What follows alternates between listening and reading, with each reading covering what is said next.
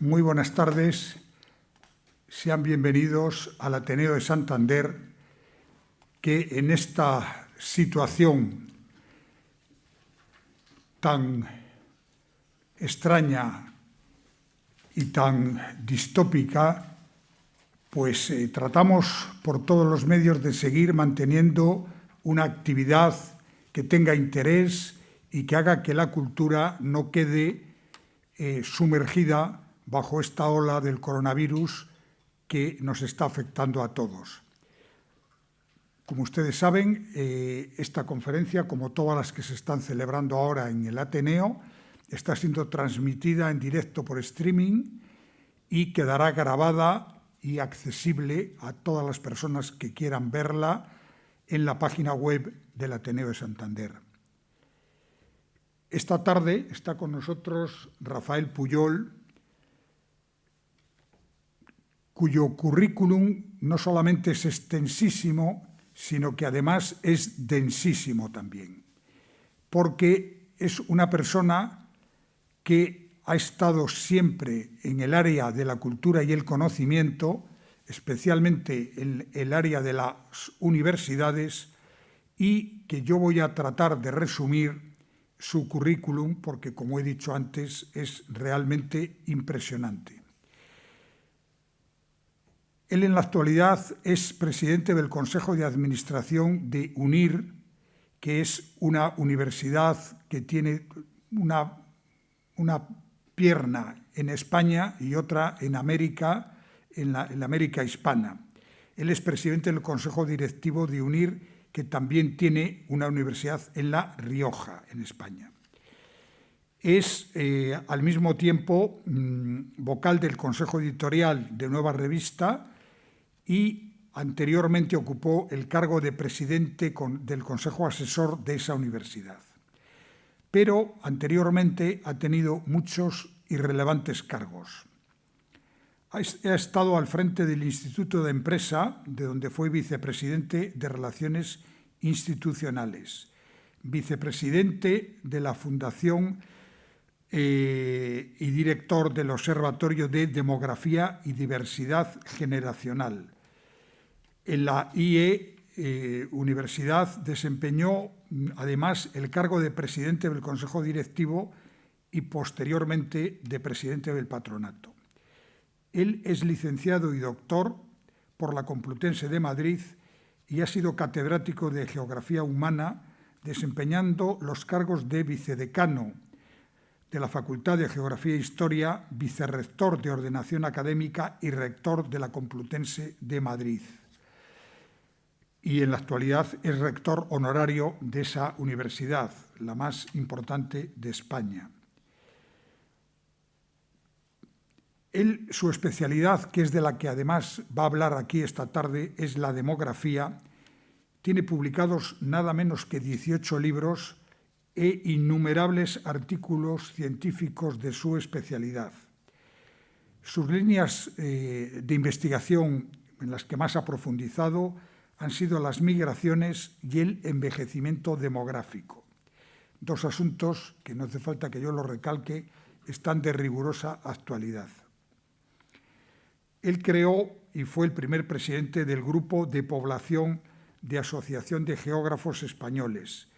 Es miembro de la Junta Directiva del capítulo español del Club de Roma, vicepresidente de la Real Sociedad Geográfica y actualmente patrono de varias fundaciones, entre otras la del Banco Santander.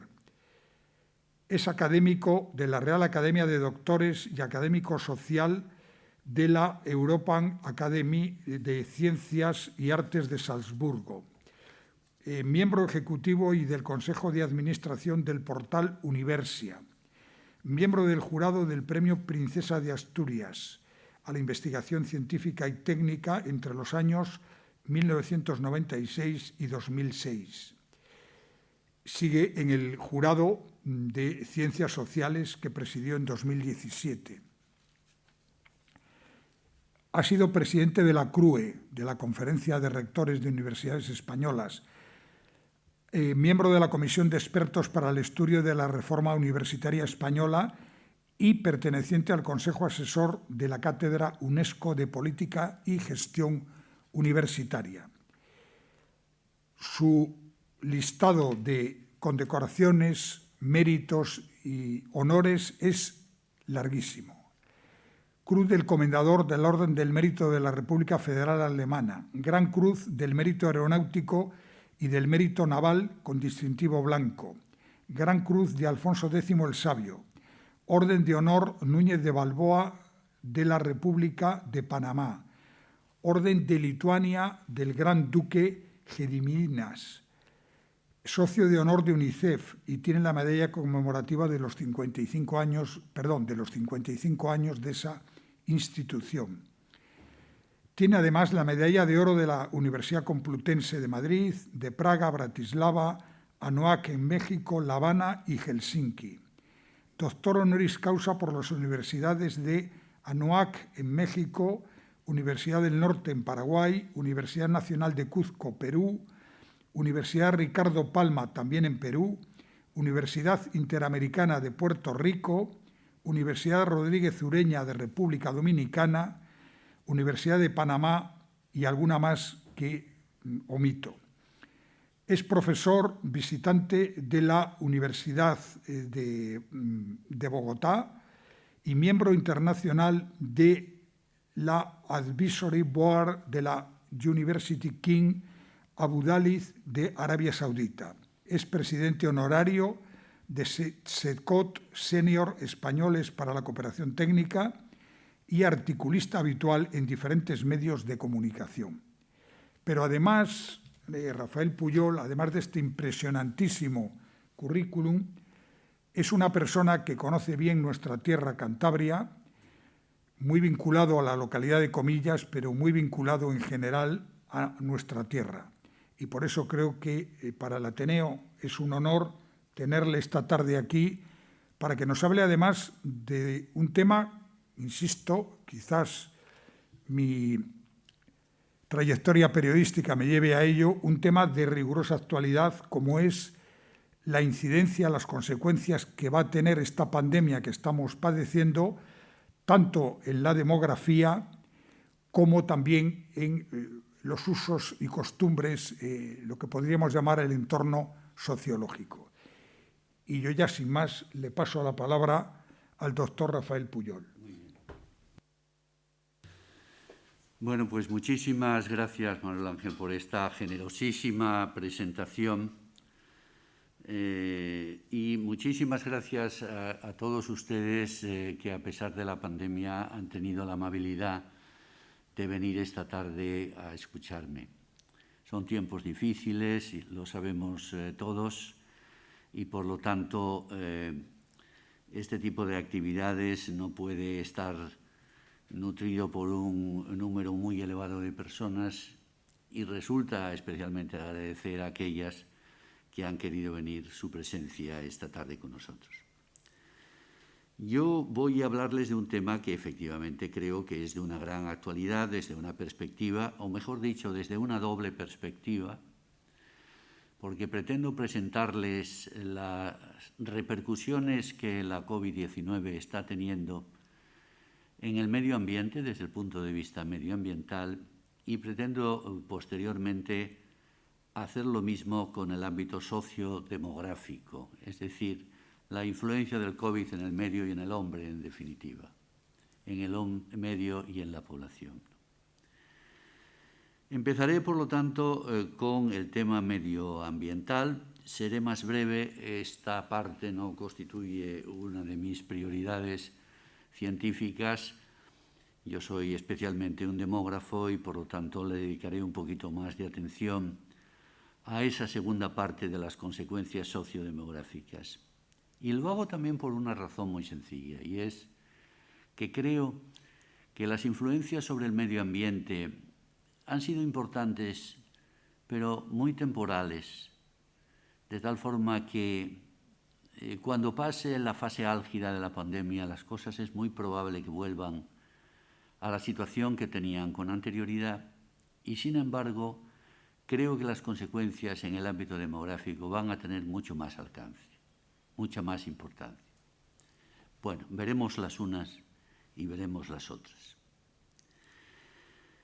Sin duda alguna, la primera consecuencia medioambiental que ha tenido la COVID ha sido la mejora de la calidad del aire durante la etapa de confinamiento generalizado que tuvimos, debido a 3 hechos principales. El primero, una caída en la emisión de CO2, del dióxido de carbono. En segundo lugar, una disminución de la concentración de dióxido de nitrógeno. Y en tercer lugar, una disminución de las partículas llamadas PM2,5 y de las PM10. Evidentemente todos somos conscientes de que hubo menos aviones en los cielos, menos coches en las carreteras y en las ciudades, menos consumo de energía, una reducción de la actividad industrial importante, y todo eso actuó en este sentido. En cuanto a la emisión de CO2, la pandemia generó la mayor caída de la que se tiene registro en la historia. Ningún conflicto, como la Segunda Guerra Mundial, por ejemplo, ninguna epidemia anterior, citemos la de gripe española del año 18, o ninguna recesión, citemos en este caso la Gran Depresión del año 1929, tuvieron un impacto semejante. Para ponerles un ejemplo bien significativo, China emitió en las 3 últimas semanas de febrero 150 millones de toneladas métricas menos de CO2 que en periodos semejantes de años anteriores. Y esa cifra equivale, para que se den ustedes cuenta de la magnitud, a todo el dióxido de carbono de Nueva York durante un año. También en febrero el promedio de días sin contaminación aumentó en ese país un 21,5% en comparación con el año anterior. La Agencia de Energía Internacional estima que en el año 2020 el mundo va a utilizar un 6% menos de energía. Y esto equivale a toda la demanda energética de un país de las dimensiones demográficas y territoriales como la India, el segundo, después de China, más poblado del planeta. La caída de la demanda de carbón será de un 8% y el portal especializado Carbon Brief pone de manifiesto que este año las emisiones de CO2 estarán entre un 4 y un 8%, lo que representa entre 2.000 y 3.000 millones de toneladas menos en la atmósfera. La mayor caída en las cantidades de CO2 proviene de la disminución del transporte, y a nivel mundial el promedio de transporte terrestre hasta marzo del año actual había disminuido un 50% respecto al mismo periodo del año 2019.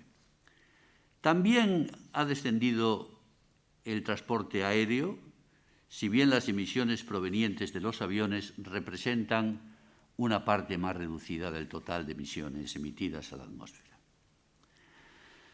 El segundo componente es el dióxido de nitrógeno, que es un contaminante procedente igualmente de los vehículos motorizados, de las plantas eléctricas y de los complejos industriales, muy especialmente notable y presente en las zonas urbanas.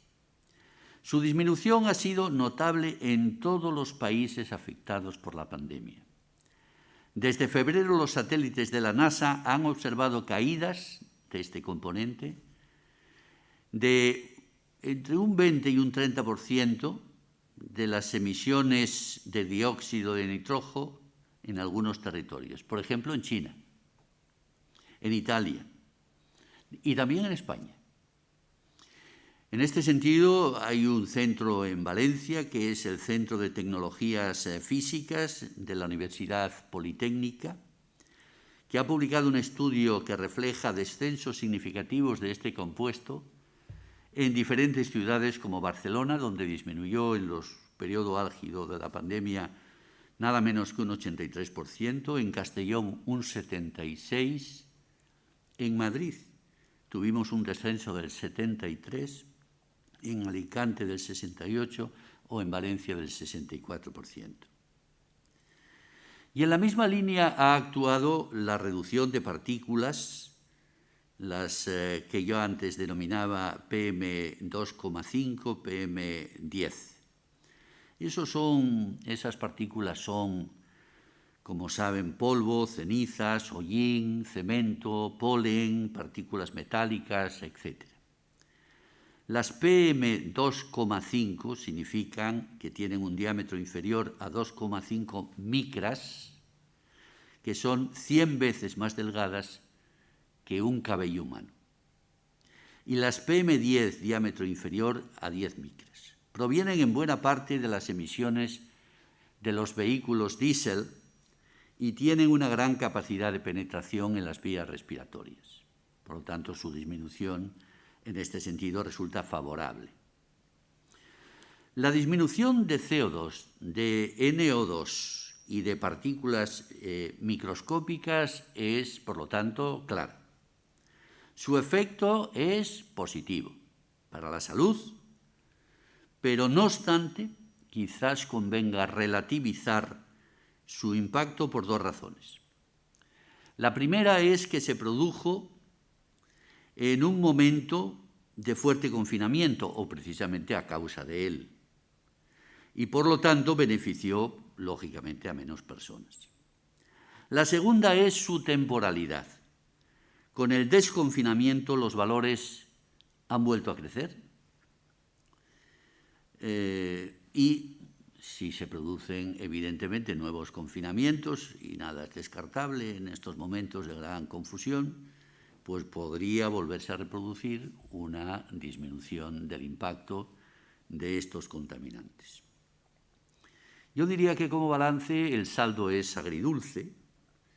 No obstante, quedémonos con el lado positivo, quedémonos con la bocanada de aire fresco que se produjo en la fase aguda del COVID. Parece mentira que digamos una bocanada de aire fresco ante una pandemia que afecta precisamente con más intensidad al aparato respiratorio, y esperemos que también se puedan producir otros episodios sin que medie, por supuesto, la acción de una pandemia. No podemos saber todavía cómo podrán influir el descenso de la contaminación y la caída de los accidentes de circulación en la reducción de la mortalidad, pero es seguro que tendrá valores más bajos por estas causas que en años precedentes. Desgraciadamente, solo lograrán amortiguar algo el aumento general de las cifras debido a la acción directa o indirecta de la pandemia, de la que luego enseguida les voy a hablar. Otras consecuencias positivas de menor nivel serán pues una mejora también en la calidad del agua, aun cuando conviene no caer en exageraciones como las de afirmar, y algunos lo habremos leído en los periódicos, la presencia de cisnes o delfines en los canales de Venecia. No parece que haya habido realmente ni cisnes ni delfines. La enfermedad sí está siendo un auténtico cisne negro por su rotundidad y por la imprevisión de sus efectos. La mejora del agua y la obligada disminución de la demanda de pescado también ha permitido un aumento de la biomasa de peces, lo cual hay que situarlo en el haber de la pandemia. También se produjo una reducción de la movilidad y una amortiguación o incluso un cese de muchas actividades industriales, lo cual redujo a su vez la vibración del planeta y la actividad sísmica que durante estos meses hemos tenido. También en el haber de la pandemia cabe citar un descenso de la contaminación acústica, un retroceso de unos 10 decibelios de media en las ciudades españolas. Hemos logrado, como todos sabemos, recuperar sonidos que parecían perdidos, como el del viento, el canto de los pájaros, aunque desgraciadamente el ruido no se redujo completamente. El ruido de la calle dejó paso al producido por nosotros mismos o por nuestros vecinos, televisores a volumen excesivo, niños corriendo por el pasillo que iban a hacer, pobres, o la actividad deportiva doméstica, que fueron sonidos tan inevitables como molestos. Por último, en el censo de los beneficios se puede mencionar algunos proyectos de peatonalización de zonas urbanas, quizás en este sentido. El más conocido, en este caso no para peatones sino para bicicletas, sea el de París, que creó nada menos que 650 kilómetros de ciclovías en la ciudad. Frente a estas consecuencias, frente a estos beneficios, se puede mencionar el desarrollo de algunas iniciativas que no han tenido repercusiones tan favorables, sino algunas repercusiones negativas. Los científicos especializados en estos temas advierten que la disminución de la contaminación, particularmente en zonas urbanas, no ha impedido que esta contaminación siga siendo alta en la atmósfera, el dióxido de carbono, los gases de efecto invernadero, etc., y que además la reducción observada va a ser temporal. Ya nos ocurrió con la crisis del 2008, que disminuyó inicialmente ese nivel de contaminación para después crecer de una manera significativa, pasados al menos un par de años. La pandemia y los confinamientos han multiplicado también el volumen de basura doméstica y los desechos médicos. Los hospitales de Wuhan, la ciudad china donde surgió la pandemia, produjeron en promedio más de 200 toneladas al día de estos productos durante el brote, frente a las 50 toneladas que se producían en tiempos normales. Es decir, fue una multiplicación prácticamente por 4. La larga permanencia en el domicilio ha supuesto la pérdida de los beneficios derivados de la actividad física, siempre fundamental a todas las edades, pero positiva porque contribuye a amortiguar ciertas causas de fallecimiento.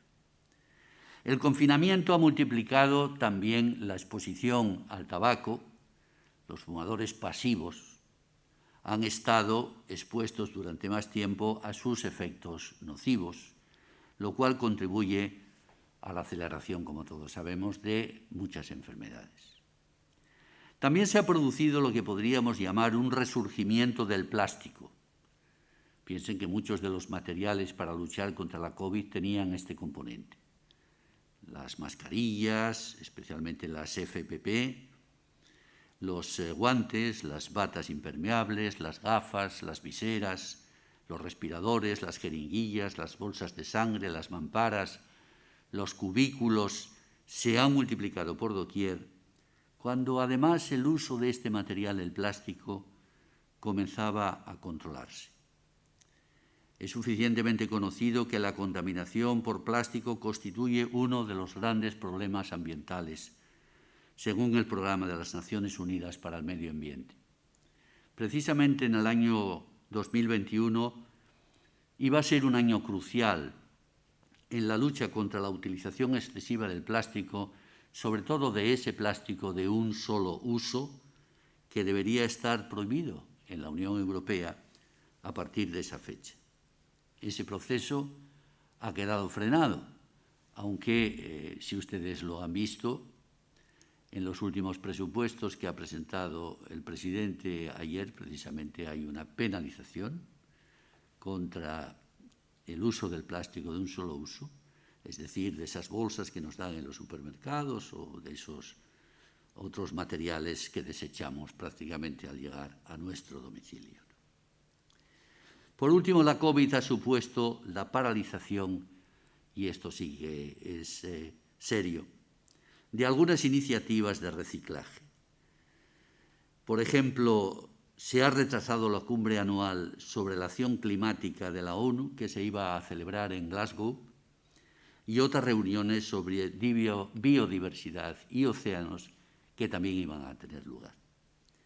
Muchos ayuntamientos han paralizado iniciativas ante la necesidad de derivar fondos para la lucha contra el coronavirus.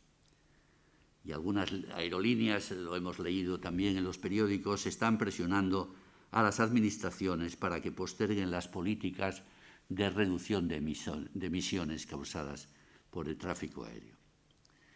Así pues, si tuviera que resumir en una sola frase estas consecuencias, yo diría que hay unas consecuencias favorables, sin duda alguna, pero que esas consecuencias favorables se produjeron en un tiempo que no permitió que mucha gente se pudiera beneficiar de ellas y que además, acabadas las fases álgidas de confinamiento, las cosas parece que están volviendo a las proporciones que tuvieron con anterioridad. Y frente a ellas, desgraciadamente, hay unas consecuencias negativas, como las que he mencionado, que necesitarán igualmente un periodo de recuperación para que las cosas que quedaron paralizadas se vuelvan a recuperar una vez que logramos superar este dichoso virus con la llegada de esa vacuna tan ansiada por todos.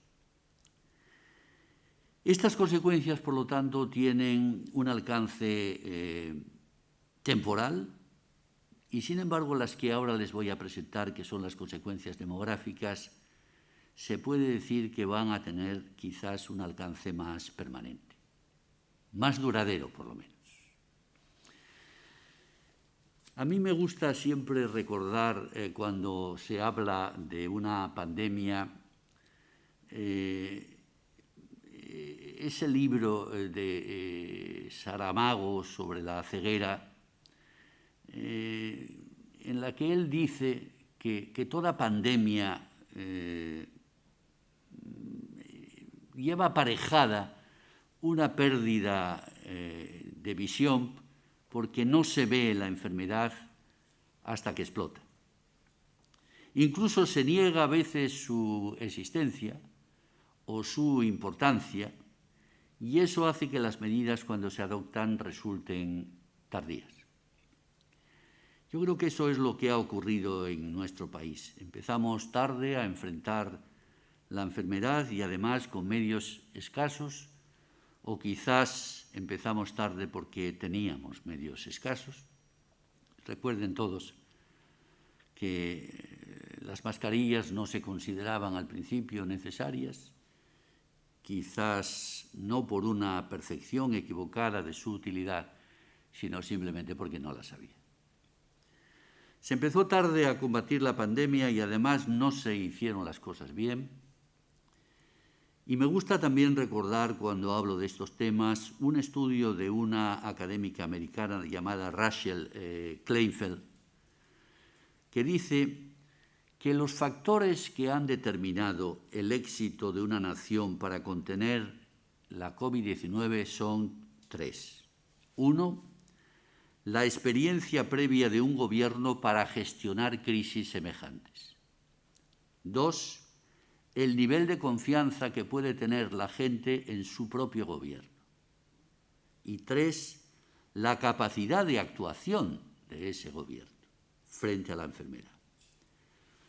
Y cita esta autora,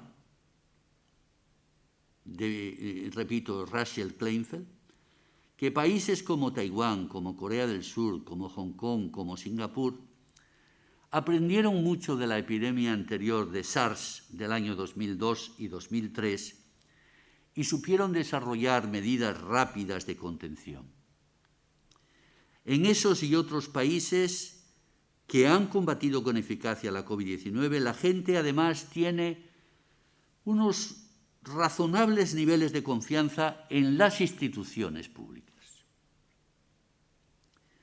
Y dice ella, es que el éxito de la acción de un gobierno frente a la pandemia depende más del cumplimiento de la gente de las disposiciones que de las propias medidas. Por eso China, Corea del Sur o Singapur están entre los 10 primeros países del mundo en cuanto al nivel de confianza de la sociedad en sus propios gobiernos.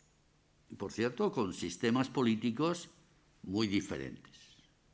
No entra la ideología como componente básico de esta clasificación. Por el contrario, dice ella, países como Italia, estuvo tan mal en la primera etapa, como Irán, y cita también, desgraciadamente, el caso de España, pues eso no se produjo porque estos factores no se dieron con la intensidad deseable. Yo creo que este sencillo modelo de Kleinfeld ayuda a entender la situación que hemos tenido ante la pandemia, porque yo creo que no se dio la respuesta que debía de haberse dado.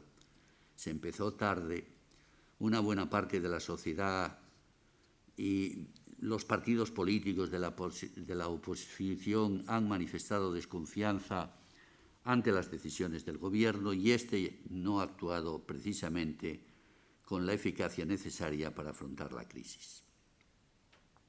De esta manera, España se ha encontrado entre los países más afectados por la pandemia, cuyas consecuencias van a resultar dramáticas. Primero en el plano sanitario, después en el económico y en realidad en todos los aspectos de la vida social de nuestro país.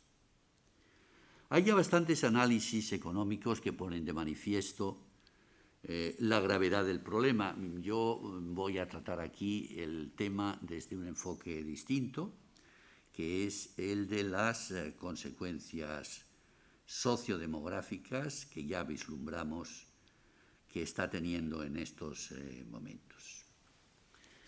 He de empezar diciéndoles que la demografía española no era antes de la pandemia una demografía para echar cohetes. Teníamos problemas ya serios. España tiene algo más de 47 millones de habitantes, tenemos un número superior de defunciones al de los nacimientos, teníamos un crecimiento vegetativo negativo, teníamos una de las tasas de fecundidad más bajas del mundo, con 1,21 hijos por mujer, teníamos, eso sí, un saldo migratorio positivo que nos ayudaba un poco a recuperar un crecimiento que por el propio crecimiento interno habría sido negativo. Pero tenemos, como todos sabemos, un elevado número de personas mayores, lo cual a mí me parece que es una conquista social. No deberíamos verlo como un problema, pero en fin, no es un tema neutro y tiene sus consecuencias que evidentemente necesitamos afrontar para resolver estas situaciones. ¿Cuáles han sido las consecuencias de la pandemia desde el punto de vista sociodemográfico? Yo les diría que todas las variables demográficas están siendo afectadas. La mortalidad, la natalidad, la nupcialidad, las migraciones, la estructura por edades y sexos e incluso la distribución territorial. En segundo lugar, les diría que es pronto a veces para dar cifras de algunas de estas variables, pero que sí al menos podemos señalar tendencias de lo que va a ocurrir. Tengan en cuenta, en tercer lugar, que la pandemia sigue viva y que los datos cambian de manera significativa cada día. Por lo tanto, cuando uno escribe sobre estos temas, tiene la sensación de que al día siguiente lo que dice ya está anticuado. Pero por lo menos intentamos hacer fotografías fijas en un momento determinado que nos permiten obtener una imagen bastante precisa de lo que está provocando la pandemia en esos momentos concretos. Yo les diría que la variable más afectada, sin duda alguna, por la pandemia ha sido la mortalidad. Y que en la mortalidad podemos distinguir como tres periodos. Uno de fuerte intensidad relativa que abarcó los meses de marzo y sobre todo de abril. Fíjense, en marzo hubo más de 9.000 muertos y en abril hubo más de 15.500 fallecidos.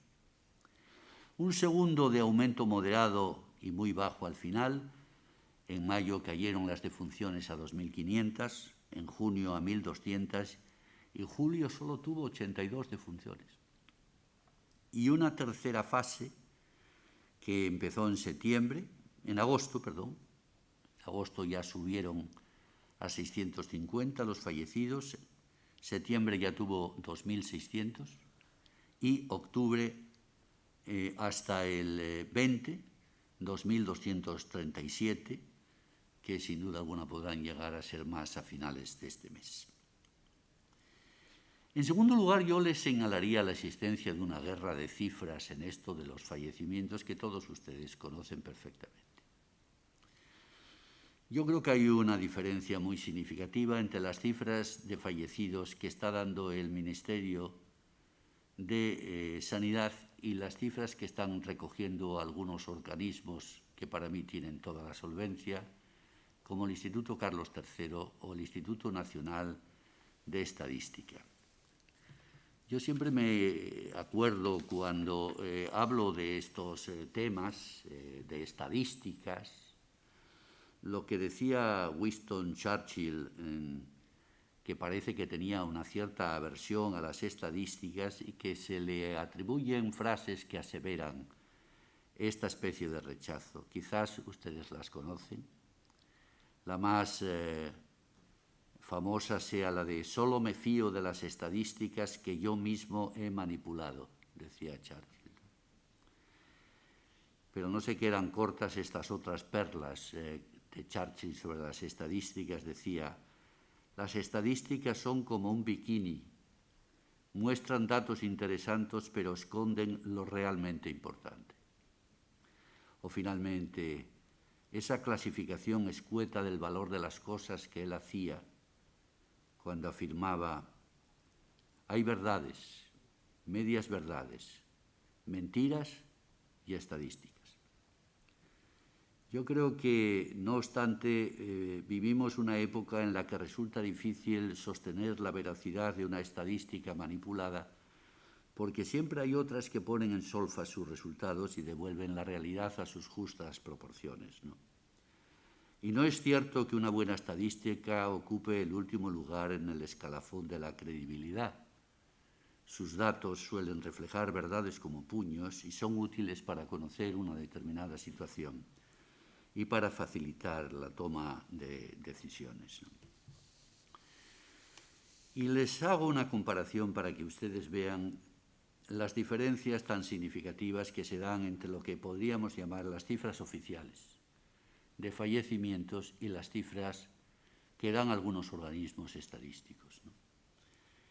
Por ejemplo, desde el 1 de enero al 11 de octubre, el INE da 55.800 defunciones, más que en el mismo periodo del año anterior. En cualquier caso, esta cifra está muy por encima de la que da el Ministerio de Sanidad para el mismo periodo, es decir, desde el 1 de enero al 11 de octubre. El Ministerio de Sanidad da una cifra de 32.929 óbitos. La diferencia, por lo tanto, es de 23.000 fallecidos más en esa fecha, que son las últimas estadísticas que uno puede manejar de nuestro Instituto Nacional de Estadística. ¿Y cuántos muertos más tendremos en 2020 respecto de 2019? Si hasta ahora ya hemos contabilizado más de 56.000 respecto del año anterior, es más que probable que rebasemos la cifra de 60.000 a finales de este año. Es decir, que en definitiva habremos tenido a lo largo del año 2020 60.000 fallecimientos más que durante todo el año anterior, 2019. Bueno, esto es una realidad que me parece bastante digna de ser destacada. Todos esos muertos que da el INE ¿Han sido muertos por COVID? Hombre, ciertamente no. Habrá algunos de ese exceso de fallecimientos que no se hayan debido al COVID. Pero yo creo que la mayoría sí. ¿Por qué? Porque esos fallecimientos se localizan en determinadas edades, que son las edades a las cuales el COVID ha afectado más, que son las edades de las personas pues, que tienen más de 70 y sobre todo más de 80 y de 85 años, que han estado especialmente afectados por la pandemia. Yo creo que la pandemia se ha cebado, como todos sabemos, prioritariamente en un colectivo que tiene estas tres características. La primera, ser mayor, especialmente a partir de los 80 años. En segundo lugar, ser mayor con una dolencia previa existente. Y en tercer lugar, vivir en una residencia, porque casi 20.000 personas, que suponen más de la mitad de los fallecidos, tenían una residencia de este tipo. ¿Y se mueren más los hombres o se han muerto más las mujeres? Pues miren, hasta los 84 años se mueren más varones que las mujeres. A partir de los 84 años se mueren más mujeres, ya que en esos tramos de edad, como todos sabemos, hay más mujeres que varones. En cambio, por debajo de los 55 años se produjo un número bajo de óbitos y apenas diferencias con los ocurridos en los años anteriores. Ahí la mortalidad no ha tenido una incidencia especialmente notable. Ahora, como ya hemos escuchado muchas veces, la pandemia, el virus, se contagia más entre los jóvenes. En las últimas semanas epidemiológicas uno puede comprobar que entre los 15 y los 29 años se ha acumulado un cuarto de los contagios. En cambio, los mayores de 70 años pues contabilizan menos, aunque parece que hay un repunte en los últimos días. Pero eso no evita que la mortalidad, aunque sea menor que en la etapa álgida de la pandemia, se siga cebando prioritariamente en las personas de mayor edad. La de los jóvenes de 15 a 29 años es solamente del 0,5% de los fallecidos. En cambio, la de los mayores del 66%.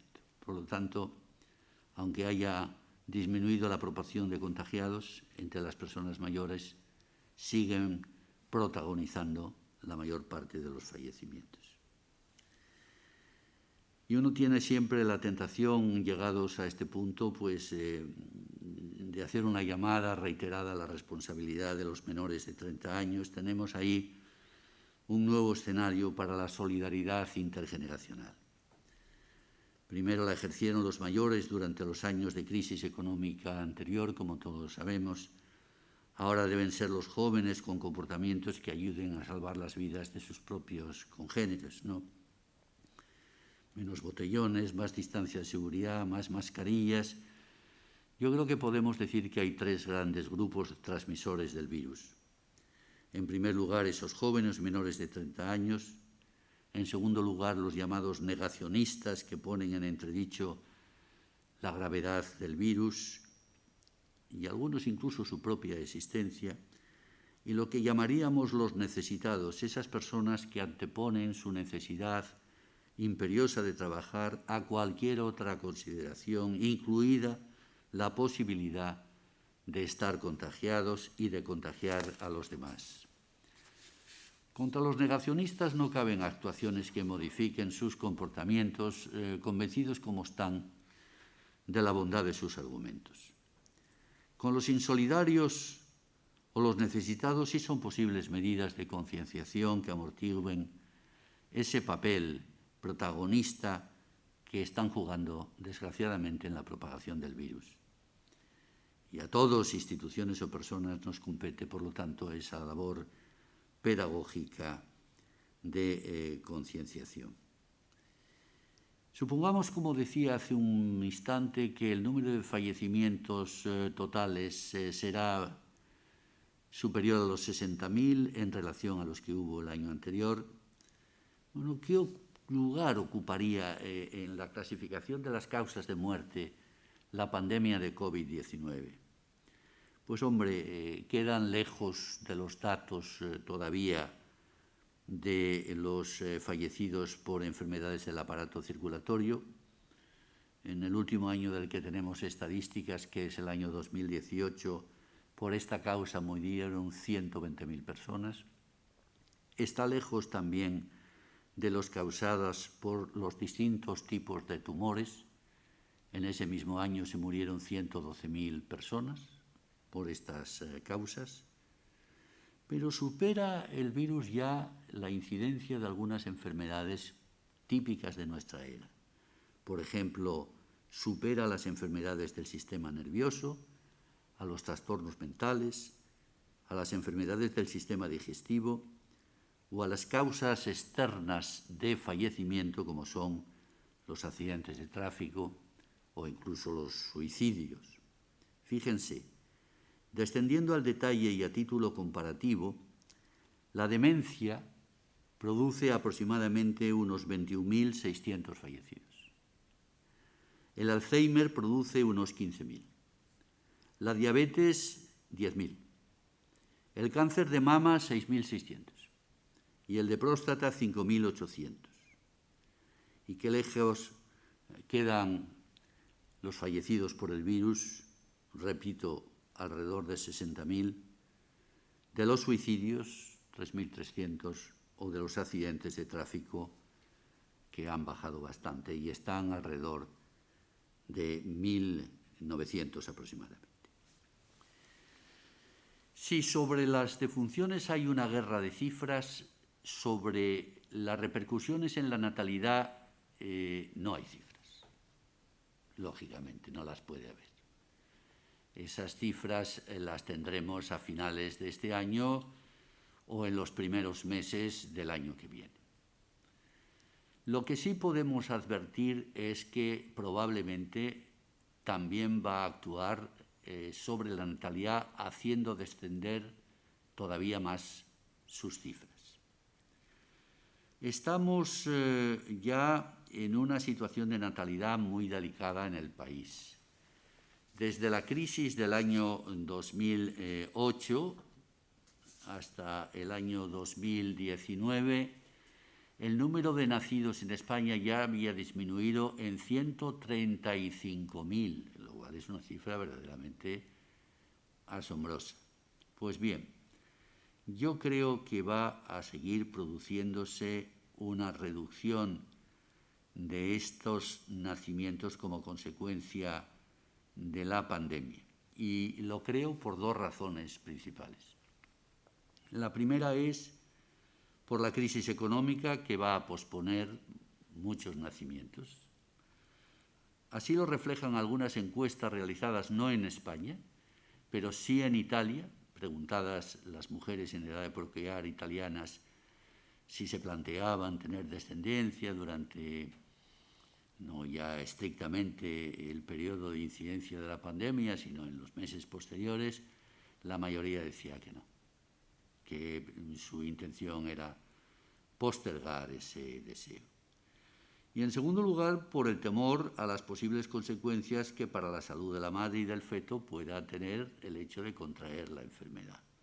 Ahí no está claro si la tiene o no la tiene, parece que ha habido algunos casos, otros, sin embargo, no ha afectado gran cosa. En consecuencia, ante esta incertidumbre, muchas mujeres, ante el temor, muchos matrimonios, muchas parejas, ante el temor de esta incidencia negativa, están también decidiendo la postergación del nacimiento de alguno de sus hijos. Yo creo que se va a seguir produciendo un fenómeno característico de nuestra sociedad, que es la diferencia que existe entre los hijos deseados por las parejas y los hijos realmente habidos por esas parejas. Cuando tú le preguntas a una madre o a un padre, porque los datos son muy parecidos, español, ¿cuántos hijos les gustaría tener? La última encuesta de fecundidad del INE te dice que 2. Y sin embargo, el valor de fecundidad de nuestra sociedad está en 1,21. Por lo tanto, a casi una distancia de un hijo, casi completo, respecto de lo que desearían esas parejas. Además, yo creo que la pandemia va a provocar otro problema en relación con la natalidad. Los demógrafos venimos pidiendo desde hace bastante tiempo que en España debería de existir una política de ayuda familiar. Una política de ayuda familiar que permitiera a las parejas, a los matrimonios, pues tener los hijos que deseen en las mejores condiciones posibles, ¿no? Pues acceso a la vivienda de parejas jóvenes, guarderías con horarios y precios razonables, una ley de conciliación de la vida laboral y familiar, incluso pues, una política de subvenciones o de exenciones fiscales importante para que no se convirtiese en un problema casi insoluble a determinadas parejas tener descendencia. Eso no se ha producido todavía en nuestro país, al menos en las condiciones deseables. Y yo creo que ahora tampoco se va a producir, porque será necesario probablemente atender otras necesidades económicas y sociales más imperiosas. Y una vez más quedaré postergada estas medidas que permitirían, bueno, compensar de alguna manera la situación. No les voy a decir algo que todos intuyen, por lo menos no se lo voy a decir con demasiada extensión, que es que también están disminuyendo los matrimonios. Casarse se convierte en una cosa complicadísima. Es decir, que yo tengo la boda de una sobrina el sábado en Madrid y este es el momento que no sabemos si podremos salir, si no podremos salir, si la boda religiosa se podrá celebrar, pero que luego el convite no se podrá celebrar. En fin, hay una incertidumbre de tal naturaleza que muchas parejas se están postergando, que muchas parejas de novios están postergando su matrimonio. También se está produciendo una aceleración del crecimiento vegetativo negativo. Si en el año 19 la diferencia entre nacimientos y defunciones fue de menos 57.000 personas, es más que probable que este año 2020 lleguemos a un crecimiento negativo de menos 112.000 personas, que es bastante. La COVID ha afectado también a las migraciones. Voy rapidito para no cansarles más. Miren, las migraciones nos estaban sacando las castañas del fuego a la demografía de este país, porque teníamos un crecimiento natural negativo, pero venían ahí los emigrantes y compensaban las pérdidas por el balance de nacimientos de funciones y nos permitían crecer un poquito. Este año se está produciendo, de acuerdo a los datos disponibles, una disminución de las migraciones de una manera muy significativa. De las 455.000 previstas, se van a quedar reducidas en 110.000 las llegadas de migrantes. Eso los regulares, pero también han disminuido las migraciones irregulares y han disminuido de enero a julio, que es el dato que tengo, un 35% respecto de las producidas el año anterior. Y eso que seguimos viendo la llegada de pateras y a Canarias sobre todo y a otros lugares del sur de la península, pero no tiene nada que ver la situación con la que existía en años anteriores y muy particularmente en el año 2019. Y en la esperanza de vida, eso que crece de una manera significativa en nuestro país y nos permite ser cada vez más longevos, ¿qué va a pasar? Pues que este año vamos a perder los hombres casi un año de esperanza media de vida y las mujeres 0,8. O sea, casi un año también. Pero, en fin, parece que esto se podría recuperar a lo largo del año que viene y, por lo tanto, sería un efecto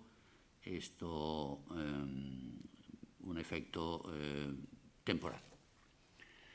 ¿Y qué va a pasar con los mayores? Alguien me decía, bueno, Esto habrá aliviado el problema de las pensiones, me decían, porque se han muerto tantos mayores que esto será un alivio para el pago de las pensiones. Miren, vamos a ver.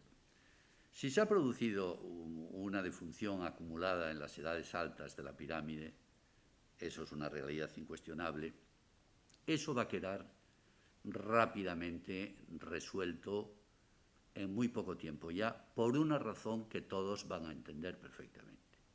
Y es que a partir del año que viene, sobre todo a partir del año 22, pero ya a partir del año que viene, entran en la edad del envejecimiento, que, bueno, estadísticamente la situamos en los 65 años, las generaciones que nacieron en la etapa del baby boom español, que son las más numerosas de nuestra historia.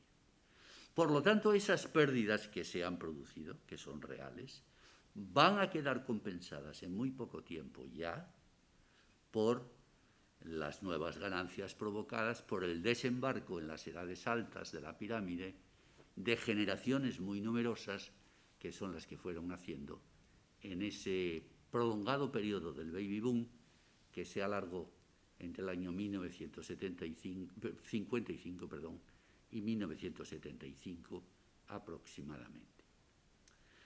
Por cierto, ese baby boom no va a tener, como algunos vaticinaban, lo que podríamos llamar un corona boom. Algunos decían que el fuerte confinamiento iba a provocar un pico de natalidad. No hay ningún indicio de que eso se vaya a producir, todo lo contrario. Lo que se va a producir es una disminución del número de nacimientos. Y llego al final. Y por último, ustedes como yo habrán oído hablar de que la COVID está provocando una redistribución de la población porque hay mucha gente que se plantea pues, irse de las ciudades y desplazarse a las zonas rurales, como una especie de ruralización de la población española. ¿Qué hay de cierto en eso? Bueno, los datos estadísticos de los que disponemos permiten comprobar que efectivamente en algunas zonas del territorio español se ha producido una intensificación de la presencia de personas en pueblos y en zonas rurales. Y que, por ejemplo, en algunas provincias del interior eso tiene valores de un 10%, un 11%, pero también hay que decir que esa ruralización se está produciendo sobre todo en los entornos rurales de los grandes núcleos urbanos. Es decir, en las zonas suburbanas o semirurales, como queramos llamarlas. Pero cuando uno va a las zonas rurales profundas de la España interior o de las zonas montañosas del país, ahí no observamos que se produzca esa ruralización con gran intensidad. Por lo tanto, ese problema grave de la demografía española, que es el problema de la gran despoblación de las zonas rurales, de la España vacía, que es sobre todo la España interior y la España montañosa, no la va a resolver la pandemia, ni muchísimo menos. Son necesarios tantos cambios en esos espacios, cambios de dotación de servicios, de que llegue la vía ancha de Internet a todas las zonas para poder teletrabajar de esos espacios, la dotación de médicos, de oficinas, de farmacia o de entidades bancarias, de escuelas para los niños. Son tantas las necesidades que tiene esa España interior que no parece que sin una fortísima inversión para dotar a esos espacios de esos servicios se vaya a producir una vuelta al campo de esas personas que tenían su residencia previa en los núcleos urbanos. Así pues, y ahora ya acabo con una síntesis que trata de destacar aquellos aspectos más significativos de lo que les acabo de decir. Creo que la COVID-19 está teniendo una repercusión negativa en la mortalidad, 60.000 defunciones más que el año anterior, son un número considerable de defunciones. Al mismo tiempo se está produciendo una pasajera disminución en la esperanza media de vida de los españoles y de las españolas. Las repercusiones sobre la natalidad que se empezarán a mostrar el año 2021 tampoco son favorables. Se va a producir una disminución del número de nacimientos que va a agravar la disminución que ya veníamos teniendo. El crecimiento natural, es decir, el balance entre nacimientos y defunciones, se va a intensificar. Las migraciones van a disminuir. Tardaremos un cierto tiempo en que recuperen las cifras del año 19 y anteriores. El envejecimiento no se va a aliviar, sino que va a continuar fuerte como consecuencia del desembarco en las edades altas de la pirámide laboral de las personas nacidas en la etapa del baby boom. Y, por último, ese pretendido proceso de ruralización causado por el COVID es, yo diría que casi anecdótico, o por lo menos no alcanza unos valores estadísticamente significativos. Y esto es todo lo que yo les quería decir. Agradezco de nuevo muchísimo su presencia aquí y espero que haya resultado mínimamente de interés para todos ustedes. Muchísimas gracias. Muchas gracias. Bueno, muchas gracias al catedrático Rafael Pujol. Y ahora, si ustedes quieren hacer alguna pregunta, alguna aclaración a esta, en mi opinión, magnífica conferencia que nos ha presentado un panorama muy detallado y al mismo tiempo muy real de las consecuencias del COVID-19 en nuestro país, en nuestra situación y en el futuro más o menos inmediato. Si alguien, por favor, quiere hacer una pregunta, le rogaría que se ponga en pie y nos hable un poquito alto, porque por medidas de precaución no podemos pasar el micrófono. Me ha parecido muy interesante su disertación. En primer lugar, le digo que hay 2 centenarios que han muerto habiendo contraído el COVID y han muerto, y no han muerto. Perdón, y no han muerto, 2. Uno falta.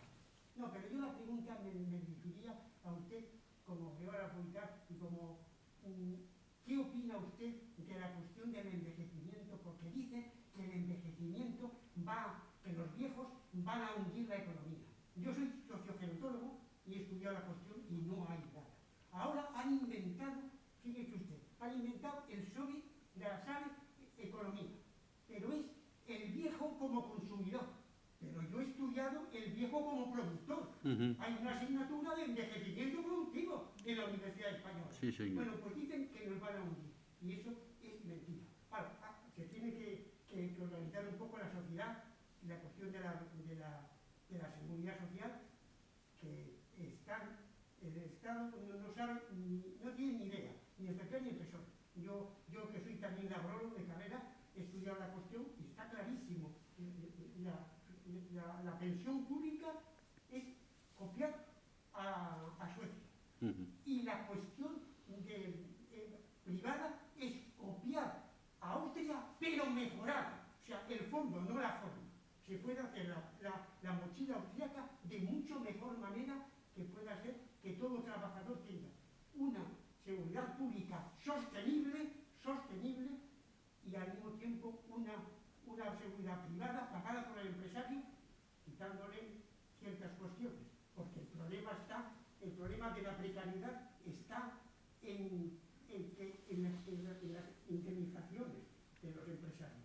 Los empresarios se cubren, es un problema, está mal porque la ciencia dice que trabajo fijo, contrato fijo, trabajo temporal, pero ellos otra cosa es las administraciones públicas, que tienen precariedad sin justificación. Eso sí que es una canallada.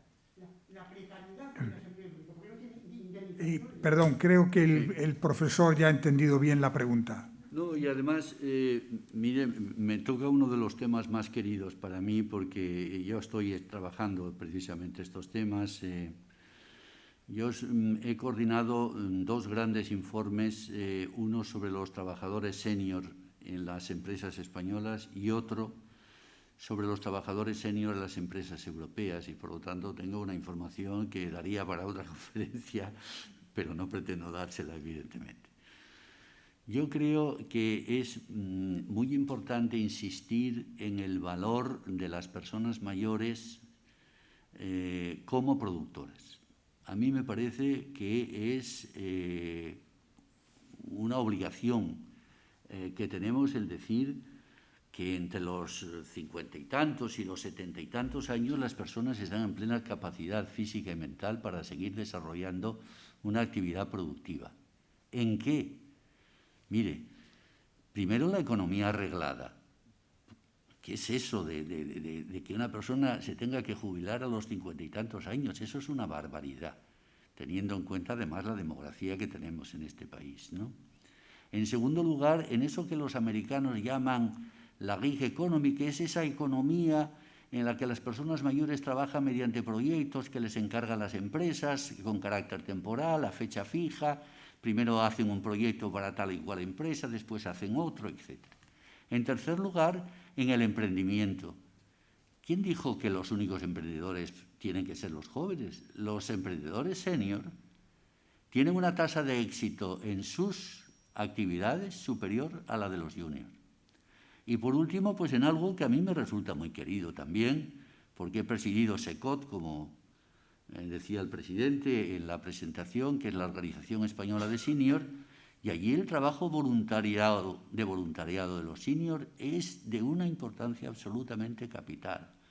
Como asesores, como docentes, todos los años pasan muchísimas personas por las aulas de SECOT o por las asesorías de SECOT. Por lo tanto, me ha gustado mucho lo que usted ha dicho, porque comparto plenamente su idea de que está muy bien lo de la silver economy, ¿no? El mayor como consumidor. La verdad es que son muy importantes. Es una parte de la economía cada vez más importante. Pero a veces nos olvidamos que el mayor es también un productor.